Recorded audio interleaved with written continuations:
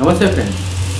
అది 1975 సంవత్సరము ఏప్రిల్ 19వ తారీఖు శ్రీహరికోట అనే ప్రాంతం నుంచి మన శాస్త్రవేత్తలు వాళ్ళ మొట్టమొదటి రాకెట్ను అంతరిక్షంలోకి పంపిస్తూ ఉన్నారు.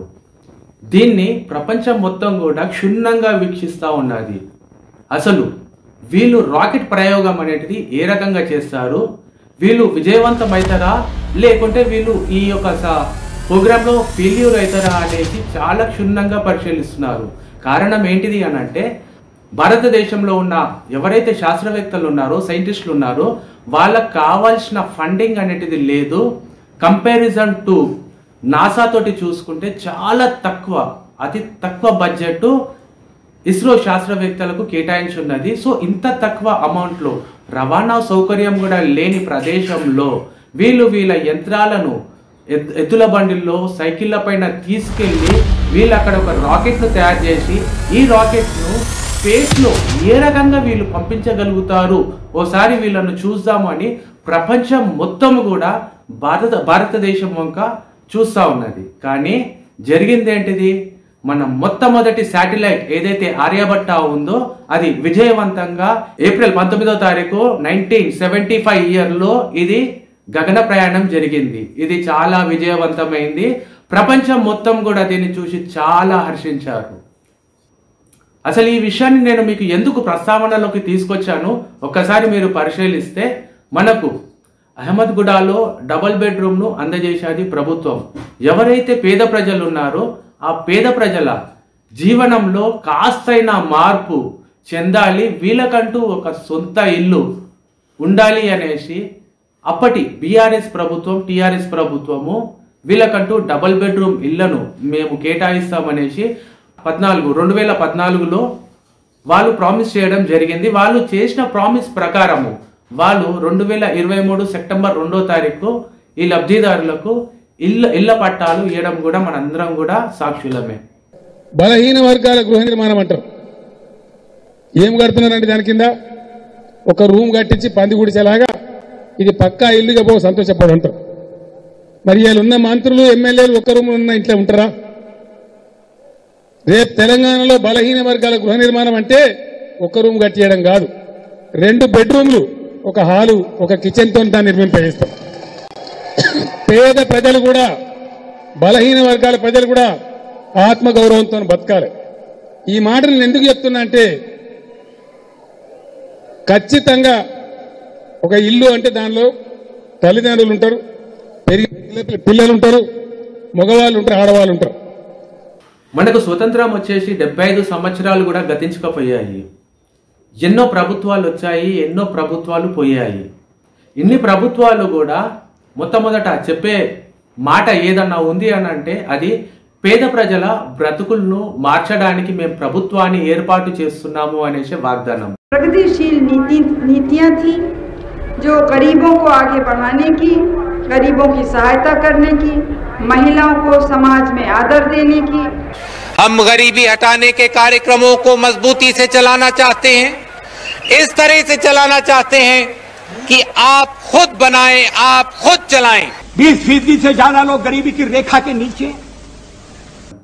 ఇది మీరు కాంగ్రెస్ కావచ్చు, బీజేపీ కావచ్చు, బీఆర్ఎస్ కావచ్చు, తెలుగుదేశం పార్టీ కావచ్చు, మరి పేరు మోసిన ఏ ఇతర పార్టీలన్నా కానివ్వండి, వీళ్ళందరూ కూడా చెప్పే ఏకైక మాట పేద ప్రజల జీవితాన్ని మార్చడానికి మేము ఇక్కడ వచ్చాము అనేసి. కానీ వాస్తవంగా 2024 సెన్సస్ ప్రకారము మన భారతదేశంలో సుమారుగా 90% జనాభా మొత్తం కూడా పేదరికంలో మగ్గుతుంది అనేసి మన గవర్నమెంట్ వెబ్సైట్స్, గవర్నమెంట్ కు సంబంధించిన సంస్థలు ఏవైతే ఉన్నాయో అవన్నీ కూడా మనకు ఈ 90% భారతీయులందరూ కూడా పేదవాళ్ళుగా మిగిలిపోతున్నారు అనేసి మనకు లెక్కలు చెప్తా ఉన్నాయి. మరి ఇలాంటి పరిస్థితుల్లో ఈ పేదవాళ్ళను మార్చడానికి ప్రభుత్వాలు తీసుకుంటున్న చర్య ఏ రకంగా ఉంటుంది, వాళ్ళు ఏ రకంగా పేద ప్రజలకు సేవలు అందిస్తున్నారు అనేసి మనం తీసుకుంటే, గత ప్రభుత్వమైన బీఆర్ఎస్ ప్రభుత్వము మనకు డబుల్ బెడ్రూమ్ పథకం అనేది ప్రవేశపెట్టింది. ఆ ప్రవేశపెట్టిన పథకం ద్వారా చాలా మంది లబ్ధిదారులు, బెనిఫిషియర్స్ దాన్ని సౌలతులు తీసుకున్నారు. అదొక పట్టాలు వాళ్ళకు గ్రాంట్ కూడా చేశారు. ఆ ఇళ్లను కూడా వాళ్ళు ఆక్యుపై చేసుకొని ఉన్నారు. ఆక్యుపై చేసుకున్న తర్వాత అందులో బిల్డింగ్లో నెలకొన్న సమస్యలు. ఎందుకనంటే ఇవి ఒక ఇండివిజువల్ హౌసెస్ కావు కాబట్టి. అయితే పేద ప్రజలు నివసిస్తున్న ఈ డబుల్ బెడ్రూమ్లో ఒక్కొక్క బ్లాక్కు సంబంధించి 108 కుటుంబాలు నివసించే యోగ్యంగా ఆ బిల్డింగ్లను తీర్చిదిద్దారు. ఇలా అహ్మద్గూడకు సంబంధించి 41 బ్లాకులు ఉన్నాయి. ఈ 41 బ్లాకులను మీరు కానీ గమనించి చూసుకుంటే ఇందులో సుమారుగా 4428 కుటుంబాలు నివసించే యోగ్యంగా అవి ఉన్నాయి. మరి అంతమందికి పట్టాలు ఇచ్చారా, అంతమంది అక్కడ నివసిస్తున్నారా అని అంటే లేదనే జవాబు మనం చెప్పుకోవాలి. ఎందుకోసం మరి పట్టాలు లభించినా కానీ ఈ పేద ప్రజలు ఆ ఇళ్లలో నివసిస్తలేరు? ఈ క్వశ్చన్ కానీ మనము చూసుకుంటే వాస్తవానికి ఈ పేద ప్రజలకు సంబంధించిన పిల్లలు ఎవరైతే ఉన్నారో వాళ్ళు ఏదైతే స్కూల్స్లో వాళ్ళు చదువుకుంటున్నారో ఆ స్కూల్స్ ఆఫ్ అకాడమిక్ ఇయర్లో తీసుకొచ్చి ఇక్కడ వేరే స్కూల్లో వేయడానికి మనకు వసతులు లేవు. కాబట్టి వాళ్ళు మార్చి నెల వరకు కూడా వేచి చూసాము అనే ధోరణిలో వాళ్ళు అక్కడ ఆ కిరాయి ఇంట్లలో కిరాయి కట్టుకుంటా పిల్లల స్కూల్ ఫీజులు కట్టుకుంటా అక్కడ నివసిస్తున్నారు. ప్లస్ ఇక్కడ బ్లాక్ కూడా సంబంధించి వాళ్ళు ఎలాంటి కాంట్రిబ్యూషన్ వాళ్ళు చేయాలో ఆ కాంట్రిబ్యూషన్స్ కూడా వాళ్ళు ఇక్కడ చేసుకుంటూ వాళ్ళ జీవితాన్ని సాగదీస్తూ ఉన్నారు. యాక్చువల్లీ బ్లాక్కు సంబంధించి ఈ పేదవాళ్లకు ఏ రకంగా ప్రాబ్లమ్స్ అనేటివి ఎదురవుతా ఉన్నాయి, అసలు వాళ్ళ జీవన విధానము ఏ రకంగా స్తంభించకపోతుంది అనేటిది ఒక్కసారి మనం అందరం కూడా కాస్త దీనిపైన దృష్టి సారిస్తాము. ఫర్ ఎగ్జాంపుల్ మనము ఏదన్నా ఒక సాధారణ కుటుంబాన్ని తీసుకుంటే అందులో భార్య భర్త 2 లేదా 3 పిల్లలు లేదా ఒక పిల్లగాడన్నా ఉండి తీరుతా ఉంటారు. సో ఒకవేళ రఫ్గా మనం క్యాల్కులేషన్ చేసుకుందాము, ఒక భార్య ఒక భర్త 2 పిల్లలు ఒక కుటుంబానికి ఉన్నారు అని అనుకుంటే ఈ కుటుంబానికి నెలసరి వీళ్ళు సంపాదించే జీతం ఎంత, వీళ్ళు ఖర్చు పెడుతున్నది ఎంత అనేది ఒక్కసారి మనం ఒక చిన్న లెక్క చూసుకొని దీన్ని గ్రహిస్తామండి. ఫర్ ఎగ్జాంపుల్ భర్తకు ఒక 15,000 రూపాయలు చొప్పున జీతం వస్తుంది అని అనుకుందాము. ఎవరైతే స్త్రీ భార్య ఉన్నదో ఈ భార్య బయటికి వెళ్ళేసి ఉద్యోగం చేసుకొని ఆమెకని జీతాన్ని ఇంటికి తీసుకొస్తే ఈమె జీతము సుమారుగా 7,000, 8,000, 6,000 ఈ మధ్యలోనే ఆమె జీతం ఉంటుంది. సో ఒకవేళ భార్యాభర్త 2 జీతాలను మనం క్లబ్ చేసి చూసుకుంటే వీళ్ళ ఇంటికి వచ్చే నెలసరి జీతం ఎంత? 23,000 రూపాయలు. ఈ 23,000 రూపాయల నుంచి వీళ్ళు నివసిస్తున్న ఇంటికి అద్దె అంటే హౌస్ రెంట్ కానీ వీళ్ళు పే చేసుకుంటే అదొక 5,000 అనేసి దాన్ని మైనస్ చేసేద్దాం. 5,000 తీసేసి ఇక్కడ మిగిలేటిది 18,000 రూపాయలు.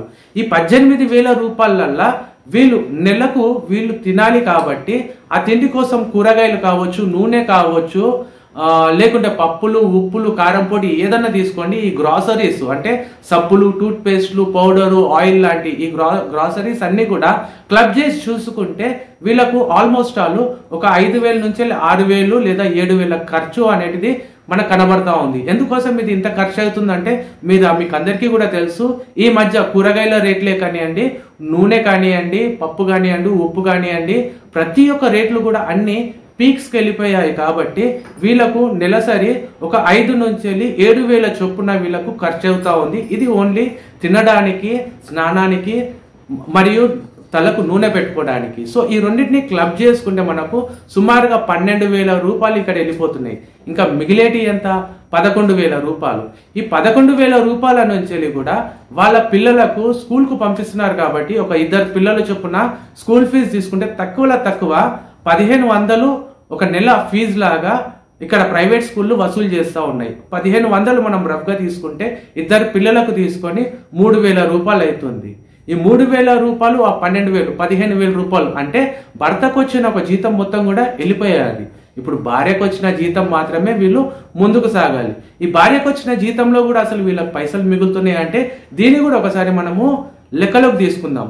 వాస్తవానికి ఇప్పటి వరకు మనం మాట్లాడుకున్నది కూరగాయలు, ఉప్పులు, పప్పులు వీటి గురించి లేదు. సరే, ప్రభుత్వం మనకు అందిస్తున్న మనిషికి 6 కిలోల బియ్యం చొప్పున వీళ్ళకి సరిపోతుందా అంటే లేదనే సమాధానం మనం చెప్పాలి. ఎందుకోసం అనంటే నెలకు 6 కిలోల కంటే ఎక్కువనే ఒక మనిషి తినగలగడు అనేసి ప్రతి ఒక్క మహిళకు తెలుసు ఇది. సో ఈ మిగిలిన రోజులు వీళ్ళు బయట నుంచి వెళ్ళి బియ్యాన్ని కొనుక్కొచ్చి తింటున్నారు అని అనుకోవచ్చు మనం. ఓకేనా. దీనికోసం కూడా అదనంగా ఈ నలుగురున్న కుటుంబ సభ్యులకు సుమారుగా రఫ్గా ఒక 1000 రూపాయలు వేసుకోండి. ఈ 1000 రూపాయలు వేసేసాం మనం. సో ఇక్కడ ఎంత అయిపోయింది, టోటల్గా 16,000 రూపాయలు ఇక్కడనే సరిపోయింది. మిగిలింది ఎంత వీళ్ళ చేతిలో, ఆల్మోస్ట్ ఆల్ ఇంకొక 5,000 6,000 రూపాయలు మిగిలింది. ఈ 5-6 వేలల్లో వీళ్ళు కరెంటు బిల్లు కట్టుకోవాలి, వీళ్ళ భర్త పనికి వెళ్తా ఉంటాడు కాబట్టి ఆ బండికి అవుతున్న పెట్రోల్ ఖర్చులు పెట్టుకోవాలి. పొరపాటున వీళ్ళ ఇంట్లో ఏదైనా జ్వరం వచ్చేదే అనుకోండి, అప్పుడు వాళ్ళకి హాస్పిటల్ ఛార్జెస్ పెట్టుకోవాలి. ఇవన్నీ చూసుకుంటే ఈ కుటుంబం దగ్గర ఒక నయా పైసా మిగులుతలేదు. ఇది పోను ఇప్పుడు మన బ్లాగ్స్ దగ్గర మనకు ఎవరైతే ప్రభుత్వ అధికారులు వచ్చేసి మనతోటి మాట్లాడారో వాళ్ళు చెప్పిన సారాంశం ఏంటిది అని అంటే, మీ యొక్క బ్లాక్ను డెవలప్మెంట్ కోసం మీరే హ్యాండ్ ఓవర్ చేసుకోండి, దాంట్లో ఏదైతే ఖర్చులు అవుతున్నాయో అది మీరే చూసుకోవాలి, ఇక్కడ నుంచి వెళ్ళి మేము ఎలాంటి సేవలు కూడా మీకు చేయలేము అనేసి ప్రభుత్వ అధికారులు మన యొక్క బ్లాక్స్ల దగ్గర అహ్మద్గూడకు వచ్చేసి వాళ్ళు చెప్పడము మనందరం కూడా కల్లారా చూసాము. గ్రూప్స్లలో కూడా మనకు సర్క్యులేట్ అయ్యాది వాళ్ళు మాట్లాడిన మాటలు, ఆ సారాంశం ఏంటిది అనేది ప్రతి ఒక్కరు కూడా మనకు తెలుసు. సో ఇక్కడ లబ్ధిదారులు చాలా మట్టుకు ఇండ్లను ఆక్యుపై చేసుకోలేదు, వీళ్ళు ఎక్కడో ఉండేసి ఇంటి కిరాయి కడుతున్నారు, ప్లస్ వాళ్ళ జీవితాన్ని ముందుకు సాగదీసుకొని నడుస్తూ ఉన్నారు. ఇది కాకుండా అదనంగా వీళ్ళపైన ఇంకొక భారం ఏం పడ్డదంటే, మీరు మీ ఇంటి కోసం అనేసి నెలకు కనీసం ఒక 500 లేదా 1000 రూపాయలన్నా మెయింటెనెన్స్ రూపంలో మీరు బ్లాక్ అందియగలిగితే మన బ్లాక్కు సంబంధించిన పనులు ఏవైతే ఉన్నాయో వీటిని చక్కబెట్టడంలో మీ యొక్క పాత్ర చాలా అవసరము, కంపల్సరీ అనేసి మన బ్లాకులకు సంబంధించిన ఎవరైతే ప్రెసిడెంట్స్ కావచ్చు, ఎవరినైతే మనం ఎన్నుకున్నామో వాళ్ళు చెప్పడము మనందరికీ కూడా తెలుసు. సో మనం అందరము కూడా దానికి సంబంధించిన డబ్బులు కూడా కడతా ఉన్నాము. ఇప్పుడు ఒక సాధారణ కుటుంబం గురించి మనం మాట్లాడుకున్నాం కదా, ఈ సాధారణ కుటుంబము తన రెక్కల కష్టం ద్వారా వచ్చిన జీతంతో వాళ్ళు వాళ్ళ కుటుంబాన్ని నెట్టుకొని పోలేకపోతా ఉన్నారు. అదనంగా వీళ్ళకు ఈ 500 1000 రూపాయలు ఇవ్వాలి అని అంటే వాళ్ళు ఎంత సఫర్ అవుతూ ఉంటారు. ఇది కాళ్ళు చేతులు మంచుకున్న కుటుంబం పరిస్థితి ఈ రకంగా ఉంటే, కొంతమంది భార్యలకు భర్తలు లేరు, భర్తలు చనిపోయిన భార్యలు ఉన్నారు, ఒకటే స్త్రీ ఉండి మిగతా పిల్లలను చూసుకుంటూ తన జీవితం గడుపుతున్న స్త్రీలు కూడా ఉన్నారు. అండ్ కొంతమంది వృద్ధులు కూడా ఉన్నారు, వాళ్ళ పిల్లలు ఎవరు లేరు, ఇద్దరు భార్యాభర్తలు వృద్ధులు. వీళ్ళు బయటికి వెళ్తే వీళ్ళకు ఎక్కడ కూడా ఉద్యోగం దొరకది, ప్లస్ వీళ్ళకు గవర్నమెంట్ నుంచి వెళ్ళి వస్తున్న పెన్షన్ మాత్రమే వీళ్ళకి ఏకైక మార్గం ఉంటుంది. సో ఇలాంటి వ్యక్తులు ఏ రకంగా ఇవ్వగలుగుతారు ఈ యొక్క మన మెయింటెనెన్స్ ఛార్జెస్ అనేది? కొంతమంది వికలాంగులు కూడా ఉన్నారు, ఈ వికలాంగుల పరిస్థితి కూడా సుమారుగా ఇదే రకంగా ఉంది కదా. ఇప్పుడు అహ్మద్గూడకు సంబంధించి ఎవరైతే లబ్ధిదారులు ఉన్నారో వీళ్ళందరూ కూడా పేద ప్రజలు అనే విషయం మనందరికీ కూడా తెలుసు. సో ఈ పేద ప్రజల దగ్గర నుంచి వెళ్ళి అదనంగా మనకు ఈ 1000 లేదా 500 మెయింటెనెన్స్ ఛార్జెస్ లాగా మనం తీసుకున్నాడు, ఇది ఎక్కడి వరకు కరెక్టు? మరి ఈ ప్రాబ్లమ్స్కు మన ప్రాబ్లం అనేటిది మనం ఐడెంటిఫై చేశాము. వాస్తవానికి ఈ బ్లాక్కు సంబంధించి ప్రతి ఒక్క లబ్ధిదారుడు కూడా 1000 500 ఇవ్వాలి, ఇది మెయింటెనెన్స్ అనేసి మనం నిశ్చయించుకున్నాం కదా. వాస్తవానికి ఈ 1000 రూపాయలు లేదా ఈ 500 రూపాయలతోటి ఏ రకమైన మెయింటెనెన్స్ మన బ్లాక్లలో వస్తున్నది అనేసి మనం కానీ దీన్ని పరిశీలించి చూసుకుంటే, మన బ్లాక్కు సంబంధించి ఏదైతే కారిడార్స్ ఉన్నాయో, ఏదైతే పార్కింగ్ ఏరియా ఉందో, అందులో మనకు ఏవైతే లైట్స్ పెట్టున్నాయో ఈ లైట్స్ ను మనం వెలిగిస్తున్నాము, దానికి జనరేట్ అవుతున్న కరెంట్ ఏదైతే ఉందో, అలాగే మనకు ఏదైతే మంచినీళ్ళు అనేటివి మనము మన బ్లాక్లలో పైకి ఎక్కించుకుంటా ఉన్నామో, ఆ మంచినీళ్ళు బ్లాక్ పైకి ఎక్కడానికి మనకు మోటార్ అనేటిది అవసరము. మనం మోటార్ని కూడా యూజ్ చేస్తున్నాం కాబట్టి దానికి కూడా మనకు కరెంట్ అనేటిది జనరేట్ అవుతుంది. ఇదే కాకుండా మనకు 2 లిఫ్ట్ల చొప్పున మన ప్రతి ఒక్క బ్లాక్ ఉన్నది. ఈ 2 లిఫ్ట్లను కూడా మనము రవాణా కోసం అనేసి, అంటే 9 ఫ్లోర్లు ఉన్నాయి కదండి, ఈ 9 ఫ్లోర్లు పైకి కిందికి తిరగడానికి అనేసి 2 లిఫ్ట్ల చొప్పున మనం కరెంటును ఉపయోగిస్తున్నాం కాబట్టి మనకు ఈ కరెంటు బిల్ రూపంలో ప్రతి ఒక్క నెల కూడా సుమారుగా ఒక 30,000 రూపాయల చొప్పున కరెంటు బిల్ అనేది జనరేట్ అవుతుంది. ఇదే కాకుండా మన బ్లాక్లలో చాలా మట్టుకు గ్రహించి చూస్తే దొంగతనాలు అనేటివి జరిగాయి. సో ఈ దొంగతనాలను అరికట్టాలి అని అంటే మనకంటూ ఒక సెక్యూరిటీ గార్డ్ ఉండాలి. సో బ్లాక్ వైజ్గా సెక్యూరిటీ గార్డులను పెట్టుకుంటే ఆ సెక్యూరిటీ గార్డుకు సుమారుగా ఒక 15,000 రూపాయలు తనకు నెలకు జీతం ఇచ్చేది ఉంది. సో ఈ జీతానికి సంబంధించి అంటే ఇదొక 30,000, ఇదొక 15,000, టోటల్గా 45,000 రూపాయలు మంత్లీ వీళ్ళ భుజాల పైన భారం పడుతున్నది. ఈ భారాన్ని తగ్గించుకోవడానికి అక్కడున్న ఎవరైతే ఎలక్టెడ్ లీడర్స్ ఉన్నారో, ప్రెసిడెంట్స్, వైస్ ప్రెసిడెంట్స్, ట్రెజరర్స్, వీళ్ళు చేసే పని ఏంటిది అని అంటే జనాల దగ్గర నుంచి వెళ్ళి 500 చొప్పునో 1000 రూపాయల చొప్పునో అమౌంట్ తీసుకునేసి ఈ యొక్క కార్యక్రమాలను క్లియర్గా వాళ్ళు ముందుకు సాఫీగా తీసుకొని వెళ్తా ఉన్నారు. మీరు గ్రహించి చూసుకుంటే బ్లాక్లో ఉన్న ట్యూబ్ లైట్స్ కూడా ప్రజల ద్వారానే అది ఇన్స్టాల్ చేయబడి ఉన్నది. సాధారణ మరమ్మతులు లాంటివి కూడా పేద ప్రజలే వాళ్ళ జోబులో నుంచి వెళ్ళి డబ్బులు వేసుకొని చేసుకున్నారు. ఇలాంటి పరిస్థితుల్లో మనం అందరం కూడా ఉన్నాము. సో ప్రతి నెల మనము ఈ డబ్బులు వసూలు చేసుడు ప్రతి నెల కూడా ఇది భారంగా ఉన్నది. దీని నుంచి వెళ్ళి తప్పించుకోవడానికి మన దగ్గర ఎలాంటి ఉపాయం లేదా? మనం ఇండియన్స్, మన దగ్గర సైంటిస్టులే, ఇస్రో లాంటి సైంటిస్టులే ప్రపంచానికి మొత్తానికి కూడా ఒక దారి చూపించే శక్తి మన దగ్గర ఉన్నప్పుడు మరి మనం ఎందుకోసం అనేసి మన బ్లాక్ల దగ్గర మన శక్తిని నిరూపించుకోలేకపోతాము? దీనికోసము ఎలాంటి మార్గాలు ఉన్నాయి? దీన్ని మనం ఏ రకంగా ముందుకు తీసుకెళ్దాము? ఈ భారము ప్రజలపైన పడనీయకుండా మనం ఏ రకంగా దీన్ని అరికట్టగలుగుతాము అన్నట్టుదే ఈ యొక్క వీడియో సారాంశం. అయితే ప్రధానంగా మనకు బ్లాక్లలో ఉన్న సమస్య ఏంటిది? మనం మంత్లీ వేసుకున్న మెయింటెనెన్స్.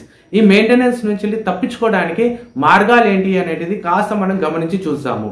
ఇప్పుడు మనకు కేంద్ర ప్రభుత్వం మన అందరికీ కూడా అందిస్తున్న ఒక పథకం విషయం మీ అందరికీ చెప్దామని అనుకుంటున్నాను. అదే సూర్యఘర్ యోజన. ఈ సూర్యఘర్ యోజన ద్వారా మనకు సబ్సిడీల సోలార్ ప్యానల్స్ అనేటివి అమర్చబడి ఆ సోలార్ నుంచి వస్తున్న ఏదైతే విద్యుత్ ఉందో ఆ విద్యుత్ ద్వారా మన పరికరాలన్నీ కూడా నడిచి దాంట్లో ఏదైతే మిగులు విద్యుత్ ఉందో ఆ విద్యుత్ను ప్రభుత్వమే కొనుక్కొని తిరిగి మనకు డబ్బులు వచ్చే విధంగా ఒక స్కీమ్ అనేది రన్ అవుతా ఉంది. ఈ స్కీమును కానీ మనం అప్లికేషన్ పెట్టుకున్నాం అనుకోండి, మనకు ఈ 30,000 చొప్పున ఏదైతే కరెంటు బిల్లు జనరేట్ అవుతా ఉందో ఆ జనరేట్ అయ్యే కరెంటు బిల్లు నుంచి వెళ్ళి తప్పించుకోవడానికి మనకు ఒక మంచి ఆస్కారం ఉంది. ఈ ఆస్కారాన్ని ఉపయోగించుకోవడానికి మన ఈ వీడియో యొక్క స్పాన్సర్ అయిన సన్ ఎడ్జ్ సోలార్ ప్యానెల్ వాళ్ళు ఈ వీడియోను స్పాన్సర్ చేస్తూ ఉన్నారు. నేను వీరి యొక్క కాంటాక్ట్ను మన ఈ వీడియోలో పెడుతున్నాను. ఈ కాంటాక్ట్కు మీరు ఫోన్ చేసేసి సందీప్ అని పేరు చెప్పేసి నా మొబైల్ నంబర్ కానీ మీరు అతనికి ఇచ్చారనుకోండి, మీకు అడిషనల్గా 5% డిస్కౌంట్ కూడా లభిస్తుంది. ఎందుకంటే ఆల్రెడీ సబ్సిడీ రూపంలో కేంద్ర ప్రభుత్వం ఇస్తుంది. ఇదే కాకుండా మీరు నా పేరు చెప్పిన నా మొబైల్ నంబర్ కానీ ఆ కాంటాక్ట్ నంబర్ ఎవరికైతే మీరు ఫోన్ చేస్తున్నారో అతనికి చెప్తే అడిషనల్గా ఇంకో 5% డిస్కౌంట్ కూడా మీకు లభిస్తుంది. సో ఈ సూర్యఘర్ యోజనను మనం ఉపయోగించుకుంటే మనకు ఏదైతే కరెంటు బిల్లు కట్టాల్సిన భారం ఉందో ఈ భారం నుంచి వెళ్ళి తప్పించుకోవడానికి మనకు ఒక ఆస్కారం ఉంటుంది.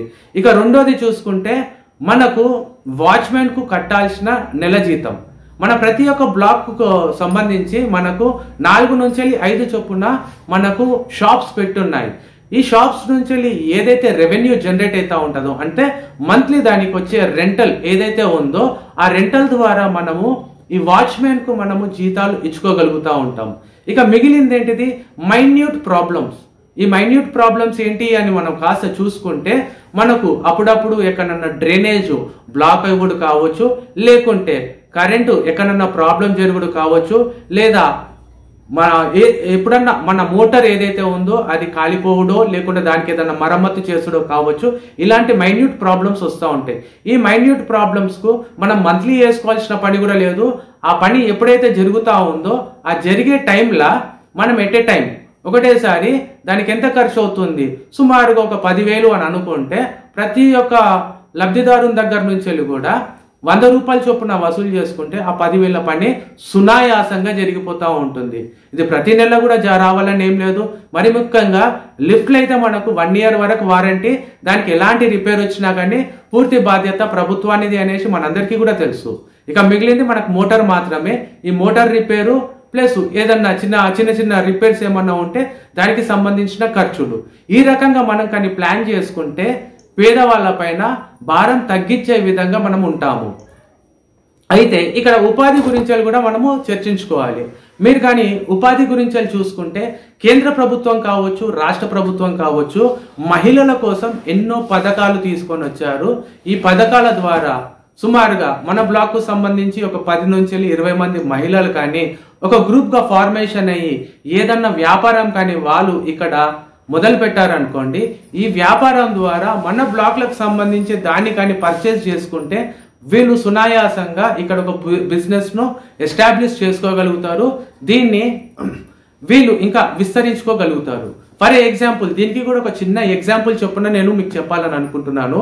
మనము నిత్యం ఉపయోగిస్తున్న సబ్బు ఏదైతే ఉందో ఈ సబ్బు ఏ కంపెనీదో కాస్త పరిశీలించి చూసుకోండి.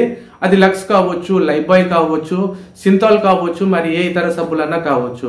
బేసిక్లీ ఈ కంపెనీ మ్యానుఫ్యాక్చరర్ ఎవరైతే ఉన్నారో ఈ పైసలన్నీ కూడా ఎటు వెళ్తున్నాయి అనేసి మీరు చూసుకుంటే ఇవన్నీ కూడా బయటి దేశాలకు వెళ్ళిపోతా ఉన్నాయి. అదే మన మహిళలే కానీ ఇదే సబ్బులను కానీ వీళ్ళు ఇక్కడ చిన్న సెటప్ చేసుకొని ఇక్కడ వీళ్ళు ప్రొడ్యూస్ చేశారనుకోండి, ఈ ప్రొడ్యూస్ అయిన సబ్బులను కానీ మనం వాడితే వీళ్ళకు ఉపాధి కల్పించే విధంగా తయారవుతుంది. రెండోది స్వశక్తిగా ఈ మహిళలు ఎదగడానికి కూడా ఉపయోగకరంగా ఉంటుంది. లోకల్ ఫర్ వోకల్ అనే వాయిస్ ఏదైతే ఉందో, వోకల్ ఫర్ లోకల్ అనే వాయిస్ ఏదైతే ఉందో ఇది మన నరేంద్ర మోడీ గారు తీసుకొచ్చిన అప్పటి మాట. దీన్ని ఇంప్లిమెంట్ చేసుకోవడానికి మనమే స్వశక్తిగా ఎదగాలి మనందరం కూడా. ఇదొక చిన్న ఎగ్జాంపుల్. మనం ఎందుకండి మనందరం కూడా ఏదన్నా ఫ్రెండ్స్ను కలిసినా కానీ ఇంకేదన్నా చిన్న విషయాలల్లో షాప్కి వెళ్తాము, కూల్ డ్రింక్ తీసుకొచ్చుకుంటాం, తాగుతాం. దీనివల్ల కోకా-కోలా వాళ్ళు, పెప్సీ కోలా వాళ్ళు సంపాదిస్తున్నారే కానీ మన ఇండియన్స్కి ఎంతమందికి బెనిఫిట్ అవుతుంది అంటే మనం ఇండియన్స్ ఎవరైతే కష్టపడుతున్నామో ఈ పైసలన్నీ కూడా ఇతర దేశాలకు వెళ్తున్నది. సో మనం ఎందుకు ఈ పైసలను వేస్ట్ చేసుకోవాలి?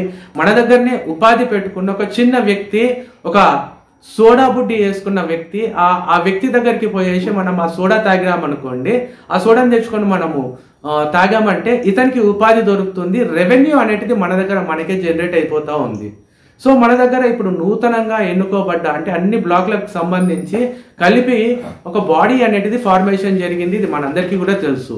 సో ఈ బాడీ ద్వారా మనకు ఎలాంటి సేవలు దొరుకుతాయి అని అంటే ఏవైతే పెద్ద పెద్ద ఆఫీసెస్ ఉన్నాయో, మనకు ఏవైతే ఇక్కడ లోటుపాట్లు జరుగుతున్నాయో, ఉదాహరణకు మంచినీళ్ళు కావచ్చు, లేకుంటే సక్రమంగా మనకు విద్యుత్ సరఫరా అంతరాయం కావచ్చు, ట్రాన్స్ఫార్మర్ల ప్రాబ్లమ్సే కావచ్చు, మరి ఏ ఇతర సమస్యలైనా కావచ్చు. లైక్ ఇంతకుముందు మనం మాట్లాడుకున్నట్టు శ్మశాన వాటిక గురించి తిరగాలి. సో ఈ బాడీ ఏదైతే ఉందో వాళ్ళ భుజాల పైన మనం ఈ భారం పెడితే వీళ్ళు అక్కడికి వెళ్ళేసి సంబంధిత అధికారులను కలిసి మన ప్రాబ్లమ్స్ను వాళ్ళు అక్కడ అధికారులకు చెప్పడానికి ఆస్కారం ఉంటుంది. అలా మనం రెక్టిఫై చేసుకోగలుగుతాం. అయితే ఈ నూతనంగా ఎన్నుకోబడ్డ బాడీకి కూడా వీళ్ళకంటూ ఒక అమౌంట్ అనేది రావాలి కదా. ఎందుకనంటే వీళ్ళ సమయాన్ని కేటాయించి వీళ్ళు ఇక్కడ నుంచి వెళ్ళి సంబంధిత అధికార ఆఫీస్కి వెళ్ళేసి వీళ్ళు అక్కడ వినతి పత్రం ఇచ్చేసి అక్కడ లెటర్ సబ్మిట్ చేసేసి మన ప్రాబ్లమ్స్ను వాళ్ళకు ఎక్స్ప్లెయిన్ చేసేసి చేస్తేనే కదా ఇలాంటి ప్రాబ్లమ్స్ అన్ని కూడా స్టార్ట్ అవుట్ అవుతుంది. మరి వీళ్ళకి అయ్యే రవాణా ఖర్చులు కావాలి, ట్రాన్స్పోర్ట్ ఛార్జెస్ కావచ్చు, లేకుంటే టీఏడిఏ అనుకోండి. ఎందుకంటే ఇక్కడ నుంచి కొన్ని ఆఫీసెస్లు దూర ప్రాంతంలో ఉంటాయి. మరి అటు పోయినప్పుడు వీళ్ళకి ఆకలి కూడా అవుతూ ఉంటుంది. సో తినడానికి కావచ్చు. మరి రెవెన్యూ వాళ్ళకు కూడా కావాలి. కాబట్టి వీళ్ళకు రెవెన్యూ జనరేట్ కావాలంటే మనం ఏం చేద్దాము? మనం బ్లాక్లో వారిగా ప్రతి ఒక్క బ్లాక్ నుంచి వెళ్ళి ఇంత చొప్పున మనం వాళ్ళకు అమౌంట్ ఇద్దామా అని అంటే దీన్ని కూడా మనము ఏదో ఒకటి కంజూసీ లెక్కలు చేసి దీనికి కూడా ఏదో ఒకటి మనం వచ్చే విధంగా ప్రయత్నం చేయాలి. అయితే నాకున్న ఐడియా ప్రకారము మీకు ఒక సలహా ఇవ్వాలని అనుకుంటున్నాను. సో మనము ఇప్పుడు అహ్మద్గూడకు సంబంధించి ఎంతమంది లబ్ధిదారులం ఉన్నామో మనందరికీ కూడా ఫేస్ అయ్యే ఒక కామన్ ప్రాబ్లం ఏంటిది అని అంటే మనము అహ్మద్గూడకు పోతే అక్కడ మనకు నెట్వర్క్ అనేది సరిగ్గా లేదు. సో మనం ఒక 4 ప్రధానమైన నెట్వర్క్ ప్రొవైడర్స్ మనం తీసుకుంటే అందులో ఐడియా, ఎయిర్టెల్, బిఎస్ఎన్ఎల్, జియో ఈ 4 నెట్వర్క్స్ ఉన్నాయండి. ఈ 4 నెట్వర్క్ వాళ్ళు కూడా మన దగ్గర టవర్ కని పెట్టారనుకోండి, టవర్కు 15,000 రూపాయల చొప్పున మనకు ప్రతి నెల రెంటల్ వస్తుంది. అయితే 4 టవర్స్ ఉన్నాయి కాబట్టి మనకు 60,000 రెవెన్యూ అనేది జనరేట్ అవుతుంది. ఈ జనరేట్ అయిన రెవెన్యూ 60,000 ఏదైతే ఉందో మన సెంట్రల్ బాడీ ఏదైతే ఉందో 41 బ్లాక్లకు సంబంధించి ఈ బ్లాక్ వాళ్ళ హ్యాండ్ ఓవర్లో ఇచ్చామనుకోండి, వాళ్ళ రవాణా ఖర్చులు కావచ్చు, వాళ్ళ పేపర్ ఖర్చులు కావచ్చు, మరీ ఇతర ఖర్చులు అన్నా కానీ వీళ్ళు ఈ అమౌంట్ నుంచి వెళ్ళి వీళ్ళు చేసుకునే ఆస్కారం ఉంటుంది. అయితే టవర్స్ రావాలంటే మనం ఏం చేయాలి? ఇది కూడా మన క్వశ్చన్ మార్క్ కదా. మన దగ్గర సంబంధిత సర్వీస్ ప్రొవైడర్ వల్ల టవర్స్ రావాలి అని అంటే ఏం చేయాలి మనము? మన దగ్గర ఎంతమంది లబ్ధిదారులు అయితే ఉన్నారో, ఎయిర్టెల్ అయితే ఎయిర్టెల్, బిఎస్ఎన్ఎల్ అయితే బిఎస్ఎన్ఎల్, జియో అయితే జియో, ఐడియా అయితే ఐడియా, వీళ్ళందరూ కూడా వీళ్ళ మొబైల్ నుంచి వెళ్ళి ఒక ఎస్ఎంఎస్ పంపించాల్సిన అవసరం ఉంటుంది. ఆ ఎస్ఎంఎస్ ఏంటిది అంటే PORT అనేసి క్యాపిటల్ లెటర్స్ లో పెట్టాలి. స్పేస్ ఇచ్చి మీ యొక్క మొబైల్ నంబర్ను ఆ టెక్స్ట్లో టైప్ చేసి ఇది 1900 అనే నంబర్కు మీరు సెండ్ చేయండి. సెండ్ చేస్తే మీకు రిటర్న్గా అక్కడి నుంచి వెళ్ళి ఒక పిన్ నంబర్ వస్తుంది. ఈ పిన్ నంబర్ వచ్చిన తర్వాత ఈ పిన్ నంబర్ వచ్చిన 1 గంట లోపు 2 గంటల లోపు మీకు సంబంధిత సర్వీస్ ప్రొవైడర్ దగ్గర నుంచి వెళ్ళి ఫోన్ కాల్ వస్తుంది. ఈ ఫోన్ కాల్ వచ్చేసి మీరు ఎందుకోసం అనేసి మా సర్వీస్ నుంచి వెళ్ళి వైదొలగాలి అని అనుకుంటున్నారు అనేసి అక్కడి నుంచి ఎవరైతే సిబ్బంది ఉన్నారో వాళ్ళు మీతో మాట్లాడడం జరుగుతుంది. మీరు క్లియర్ కట్గా వాళ్ళకి చెప్పేసేయండి, మాకు మీ యొక్క నెట్వర్క్ మా అహ్మద్గూడ డబుల్ బెడ్రూమ్ దగ్గర లభిస్తలేదు, అందుకోసం అనేసి మేము మీ నెట్వర్క్ నుంచి వెళ్ళి వైదొలుకుతున్నాము అనేసి వాళ్ళకని ఎక్స్ప్లెయిన్ చేస్తే వాళ్ళు వాళ్ళ టవర్స్ అనేటిది మన ప్రాంతంలో పెట్టడానికి మనకు ముందుకు అడుగులేస్తారు. ఇది ఎంత ఎక్కువగా మనం చేస్తే అంత త్వరగా మనకు ఈ టవర్స్ అనేటివి మన ప్రాంతానికి వస్తాయి. అంటే ఇది ఇండివిజువల్ ప్రతి ఒక్క లబ్ధిదారుడు కూడా బాధ్యతగా చేస్తే కానీ మనకు ఈ 4 టవర్స్ అనేటివి ఇన్స్టాల్ అయ్యే సూచనలు ఉంటాయి అన్నట్టు ప్రతి ఒక్కరు కూడా. ఎందుకంటే భార్యాభర్తలు ఇద్దరు కూడా మొబైల్స్ యూజ్ చేసేటోళ్ళే ఉన్నారు. సో మీ మొబైల్స్ నుంచి కూడా ఈ మెసేజ్ అనేది పంపించాలి. ఇది పంపిస్తేనే ఈ సర్వీస్ ప్రొవైడర్స్ ముందడుగు చేస్తారు. మనం సుమారుగా 10,000 మంది 10,000 మంది అని అంటే ఈ 4కి డివైడ్ చేసిన 2,500 మంది కస్టమర్స్ మా చేయి జారుతారు అని అనుకుంటే ఎవరైతే ఆ సర్వీస్ ప్రొవైడర్ ఉన్నారో వాళ్ళు ఎంత భయపడతారు? డెఫినెట్లీ వాళ్ళు ఈ స్టెప్ తీసుకుంటారు. దీనివల్ల ఈ మన సెంట్రల్ కమిటీ ఏదైతే ఉందో వాళ్ళకు అమౌంట్ అనేది వస్తుంది.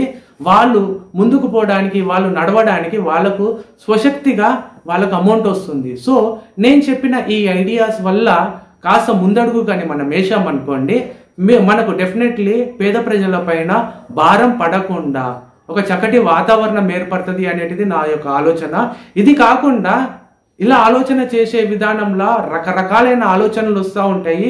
ఏది ద బెస్ట్ అనేసి మీరు నిశ్చయించుకుంటే ద బెస్ట్కు మీరు స్టెప్ చేయండి.